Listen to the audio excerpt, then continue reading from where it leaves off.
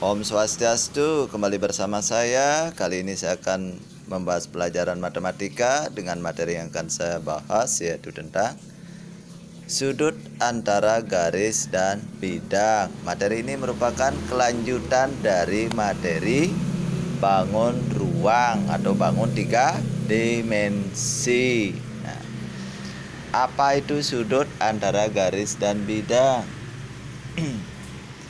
Sudut antara garis dan bidang adalah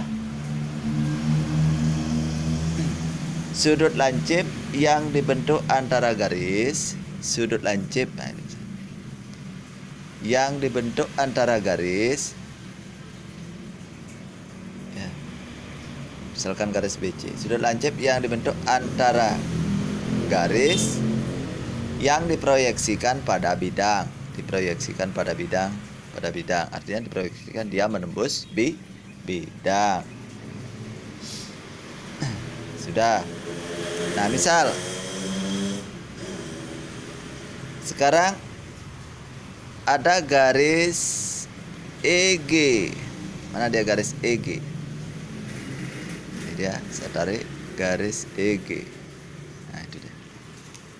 Ada garis EG. Diproyeksikan oleh EC. Nah, ini dia proyeksi.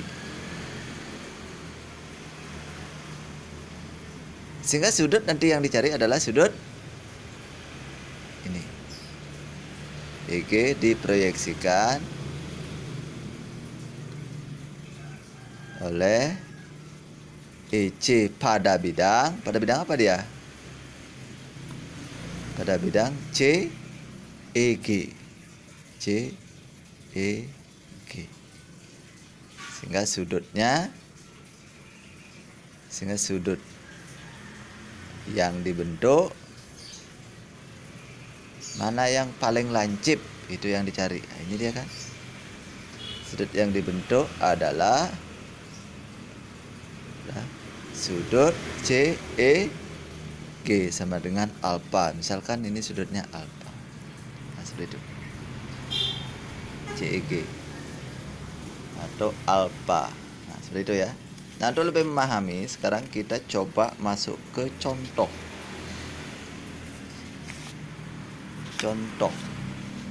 Ini dia. Saya ada contoh. Nah, seperti itu.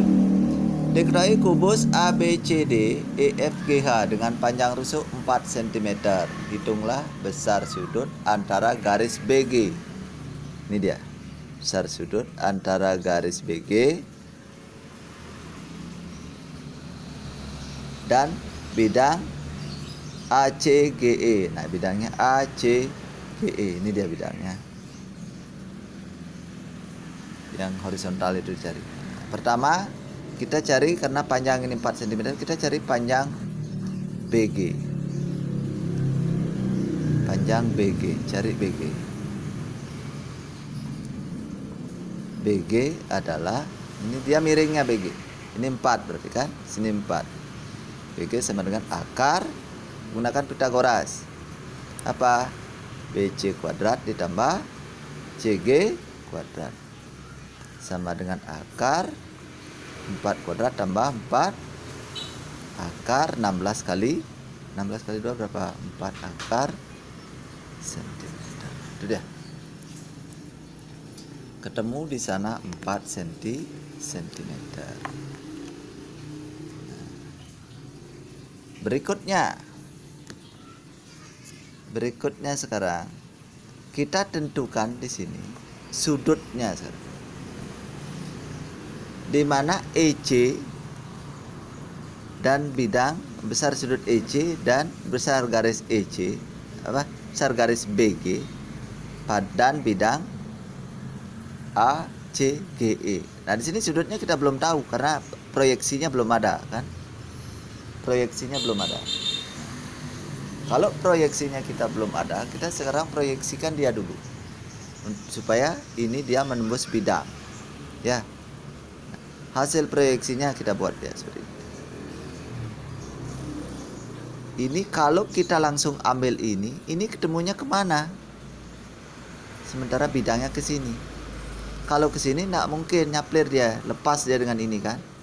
Sehingga kita tarik dulu dia ke sini. Supaya dia pas berada pada bidangnya nih, karena bidangnya di tengah sekarang. Bidangnya di sini dia. Kalau kita ambil ke sini, ini nyaplir dia nggak mau dia di bidang B-nya. Kita buat dia ke sini.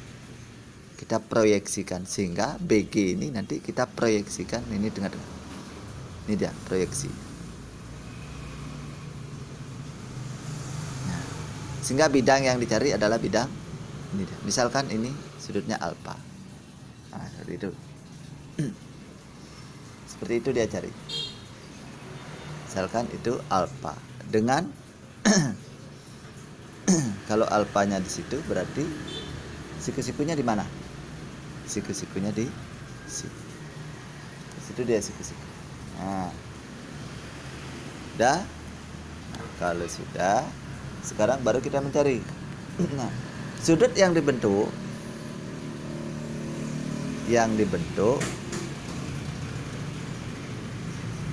antara garis BG apa dan bidang ACGE. Nah, ini misalkan pusatnya di sini saya misalkan O ya.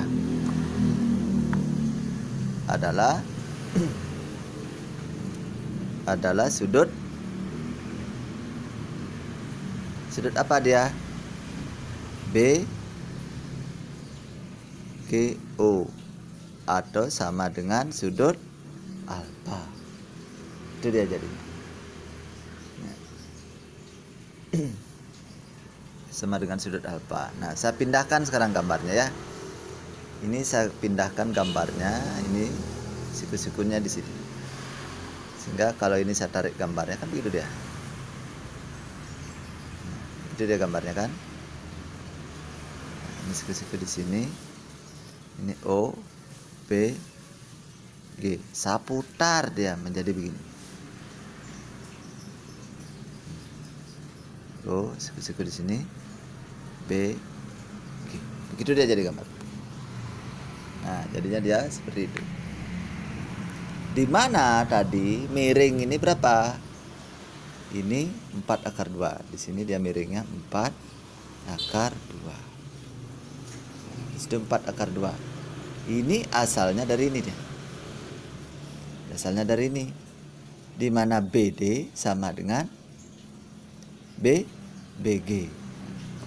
Ini dengan BD sama dengan BG. Kan itu dia. Nah, terus BO sama dengan berapa? Setengah dari B sama dengan setengah dari BG sama dengan setengah BG-nya berapa? BG-nya tadi ketemu 4 akar sama dengan 2 akar 2. Sehingga ketemulah di sini BO atau OB. Nah, saya pakai yang ini 2 akar 2. Di situ ketemu 2 akar 2. Kalau dia ketemu 2 akar 2, sekarang baru kita cari. Nah, ini sudah diketahui. Ini supaya dia masuk dengan sudutnya nanti tadi sudutnya di atas ini kan. Sudutnya alfa berarti dia di sini. Berarti kalau kita gunakan tangan di sini belum diketahui. Kalau kita gunakan cos di sini harus diketahui. Samping cos sami samping berbanding miring, tangan desa depan berbanding samping. Apa yang cocok kita gunakan di sini? Kita pakai gunakan sin. Nah, sekarang perhatikan segitiga apa ini O B, saya ulang, BGO supaya dia sudutnya mau alfa. BGO di mana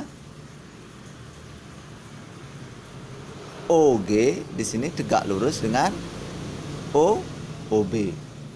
Nah, pada bidang apa? Pada bidang ini berlaku, langsung saja ya. berlaku di sini trigonometrinya. Apa dia? Sin ya. Nah, kalau ini kamu cari dulu, nanti gunakan tan, boleh juga repot lagi nyari ini. Nyari ini ya. Nah, gunakan ini kuadrat dikurangi ini. Nah, lebih baik langsung saja gunakan sin. Berlaku trigonometri di sini.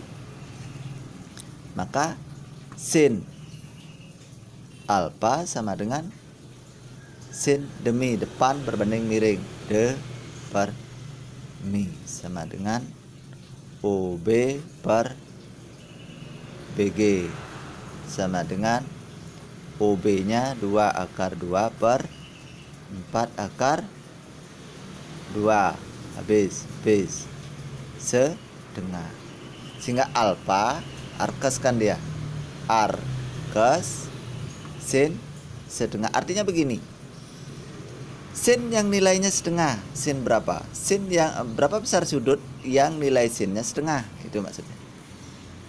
Berapa besar sudutnya yang nilainya setengah? 30 derajat. Itu dia. Nah, sehingga jadi gitu ya. Jadi apa dia tadi itu yang ditanya? Besar sudut antara garis. Besar sudut antara garis BG, antara BG dan bidang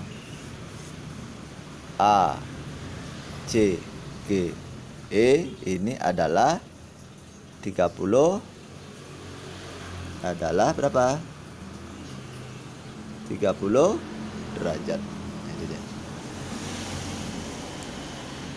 Jadi besar sudut antara BG dan bidang ACGE adalah 30 derajat. Nah, seperti itu. Bisa dipahami kira-kira? Nah, pasti bisa, karena ini materinya tidak begitu sulitnya. Sekarang kita masuk ke bahasan lagi satu, yaitu tentang sudut antara dua bidang. Nah, sekarang sudut antara dua bidang. Misalkan saya mempunyai dua bidang, yang mana bidang A dan bidang B. Nah, misalkan saya mempunyai dua bidang, bidang A dan bidang B. Di sini bidang A dan bidang B. Di mana bidang A dan bidang B ini dia membentuk sudut. Di mana bidang A dan B ini dia membentuk sudut sebesar alfa nanti. Misal bidang A dan B ini membentuk sudut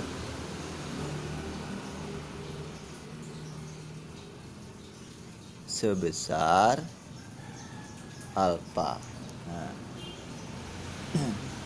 ya membentuk sudut sebesar alfa. Kita tarik dulu. Sebentar. Ya, membentuk sudut sebesar alfa. Sudut yang terbentuk, misalkan sudut yang terbentuk, nah ini dia. Saya tarik aja garis bayang-bayang dulu ya. Untuk menentukan sudutnya. Anggap saja ini lurus. Ini sudutnya sebesar alfa. Nah, itu dia. Sebesar alfa. Nah. Sudut yang terbentuk seperti ini dapat ditentukan untuk menentukan besarnya. Nah, sekarang untuk menentukan besar sudut,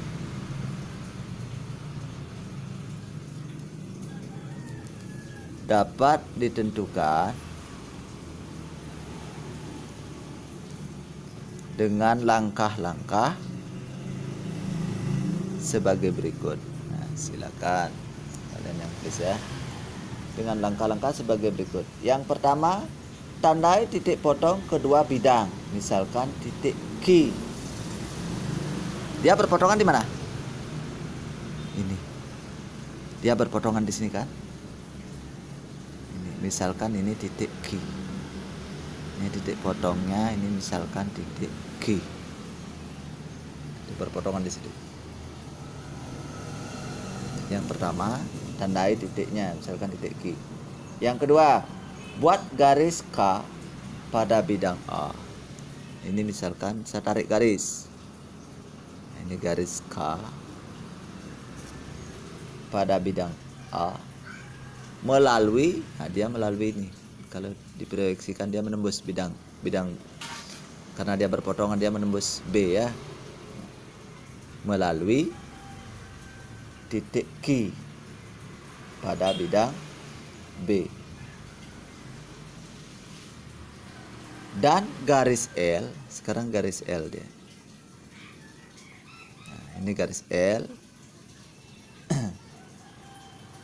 dan garis L pada bidang B melalui Q. Nah, dia berpotongan di sini. Itu dia. Kalau saya tarik proyeksinya seperti itu dia. Dan pada bidang B. Sehingga sama dengan sudut yang terbentuk antara K dan sama dengan sudut ini dia jadi. Sehingga sama dengan sudut yang terbentuk antara garis K dan garis L. Sudut yang terbentuk dari garis K dan garis L ini dinamakan sudut tumpuan. Nah, sudut tumpuan. Nah, ini sudut tumpuan ini dia yang menyangga atau mengendalikan supaya ini bidangnya tidak jatuh ke sini atau jatuh ke sana, itu tumpuan maksudnya ya. Sudut tumpuan. Sedangkan bidang yang melalui garis K dan garis L ini namanya bidang. Terus bidangnya ini namanya bidang tumpuan yang berpotongan di sini. Nah, seperti itu penjelasannya, langkah-langkahnya ya. Nah, sekarang untuk lebih jelas, saya lupa tadi, di sini dia siku-siku ya. Di sini dia siku-siku, di sini siku-siku, sini juga, sini ya, di siku-siku di sini, ya. Nah, sekarang untuk lebih jelas kita masuk ke contoh.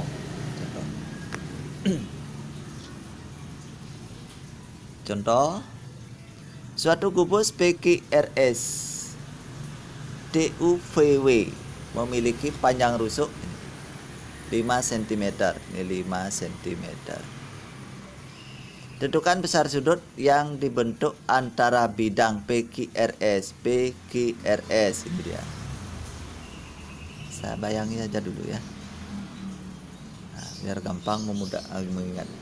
QSV. Ini.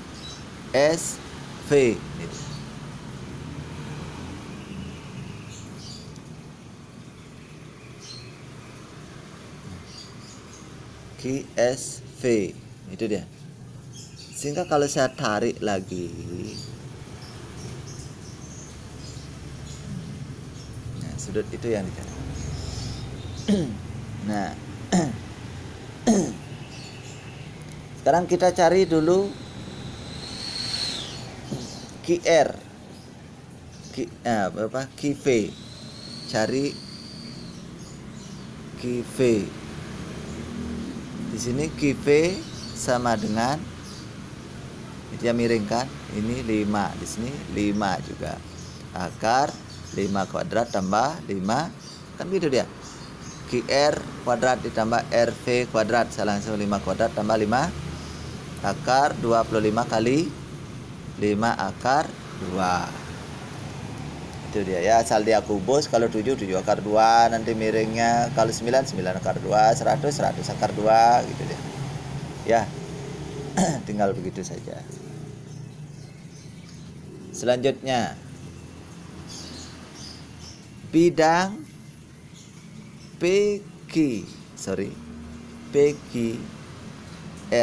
ini, bidang PQRS ini dia beririsan dengan SQV dan garis QS. Irisannya di sini dia yang menyentuh kan, dia beririsan.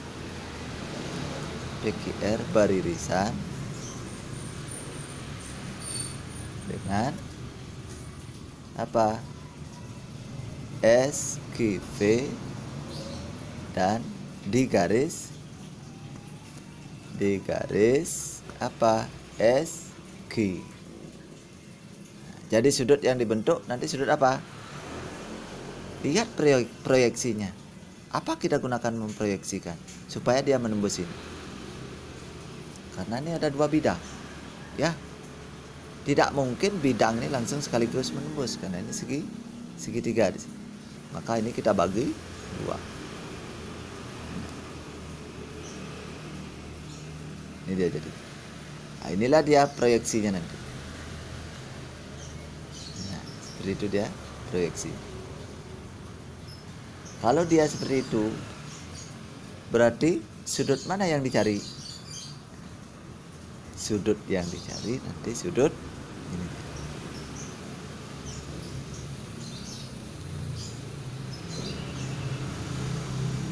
Itu dia.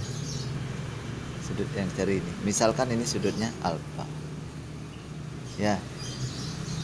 Dengan O di situ. Ini alfa ya.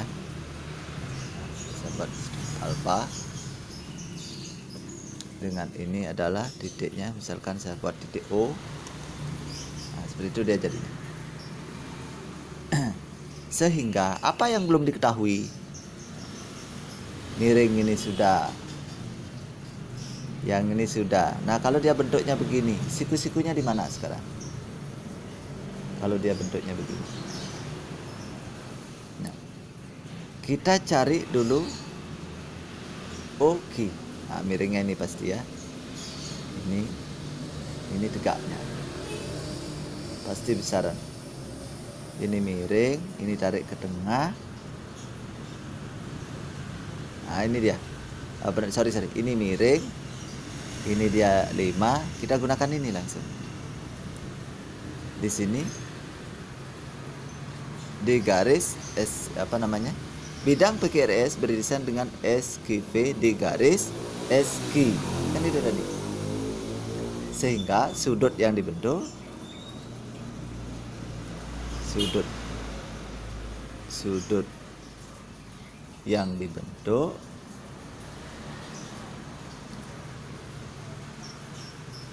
antara garis apa dia? Sekarang kelihatan dia kan, antara garis OV dan OR.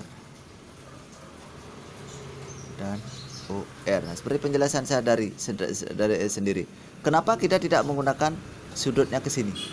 Nah, kalau dia ke sini, dia hasil proyeksinya mana?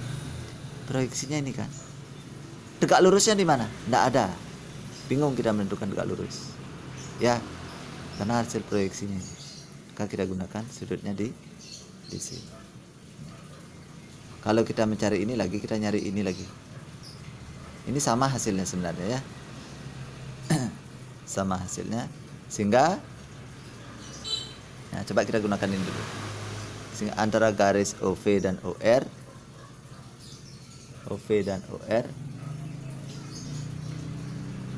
adalah sudut alfa misalkan. Nah, berlaku apa? Di sini 5. Di sini kita cari dulu besar OR. Nah, OR sama dengan setengah dari apa? QS. QS ini sama dengan apa? QV. Setengah QV. Berapa QV? QV-nya 5. Ini sama dengan 5/2. Itu dia jadi. Jadinya 5/2. 5/2 apa? 5/2 akar 2 ya. Akar 2. Sehingga nah, kita cari sinnya. Kita mempergunakan tan. Karena ini 5/2 akar 2, di sini 5. Sehingga tan alfa sama dengan apa berapa? Tan alfa desa depan persa depannya 5, terus desa sampingnya 5 akar 2. Habis. Kalikan akar 2 per akar sekawankan. Ini apa dia? Akar 2 per akar 2. Berapa jadinya dia? Sorry. Berapa dia tadi? 5 per 2. Kan 5 per 2 tadi. Kok 5 per 5? Ini 5 per 2. Ini per 2 ya. Jangan dicoret. Saya ulang. Sama dengan 5. Depannya 5, ininya 5 per 2 akar 2. 5 per 5 akar 2 per 2. Itu dia jadinya. Ini sama dengan 5 dibagi 5 akar 2 per, sama dengan 10. Berapa dia? 10 per akar 2. Itu dia. 10. Nah, itu dia. Ini habis. Ini setengah akar. Apa mau dia? 5 per 2 akar 2 sama dengan berapa dia? 5 kali, ulang dulu ya. 5 dikali 2 akar 2 per berapa? 5 akar 2 sama dengan 10 per 5 akar 2. Berapa ini? 2 ya. 2 per akar 2. Kalikan sekawan. Berapa? 2 akar 2 per 2 akar 2. Nah, dia ketemunya akar 2. Dia ketemu akar 2. Nah, saya lanjut ke sini. Nah, ini masih tan ya.